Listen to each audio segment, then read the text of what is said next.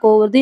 இப்படி பண்ணி வச்சுட்டாளே! ஊர் ஃபுல்லா ஒட்டி வச்சிருக்காளே போஸ்டர அப்படின்னு சொல்லி நினைக்கிறாரு. இன்னொரு பக்கம்னா கம்பெனிக்கு வந்தோனே எல்லாருமே கேட்குறாங்க, "என்ன அப்பளம் பிசினஸ்ல இறங்கிட்டீங்க போல ஆடுலாம் குடுத்துருக்கீங்க" அப்படிங்கிற மாரி கேட்காங்க.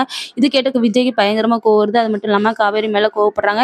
"இனி உள்ள போனோம்னு இன்னும் நெறைய பேர் இருக்காங்க. எல்லாருமே என்ட்ட ஏதாச்சும் கேட்டாங்க அப்படின்னா, உன்னைய நான் காலி பண்ணிருவேன் பாத்துக்கோ" அப்படிங்கிற மாரி சொல்றாங்க. யாரும் என்கிட்ட அப்பளத்த பத்தி பேசக்கூடாது.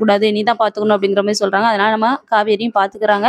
யார்ட்ட பேச வந்தாங்க அப்படின்னா விஜய்ட்ட, "இருங்க இருங்க நீங்க பிறவு பேசிக்கோங்க" அப்படின்னு சொல்லி எப்படியோ அவங்களோட ரூமுக்கு கூட்டு வந்துருந்தாங்க. அது மட்டும் இல்லாம நம்ம இன்னொரு பக்கம் நம்ம விஜய்க்கு ஒரு ஃபோன் கால் வருது. ஃபோன அட்டெண்ட் பண்ணா அவங்க என்ன சொல்றாங்கன்னா, "புதுசா நீங்க அப்பள பிசினஸ்ல வந்து சேர்ந்திருக்கீங்க போல. அப்படியே ஆட்லாம் நான் பார்த்தேன். போஸ்டர்லாம் தெருலலாம் பார்த்தேன். இனிமே உங்க கூட நான் பார்ட்னர்ஷிப் வைக்க நான் விரும்பல" அப்படிங்கிற மாரி சொல்றாங்க.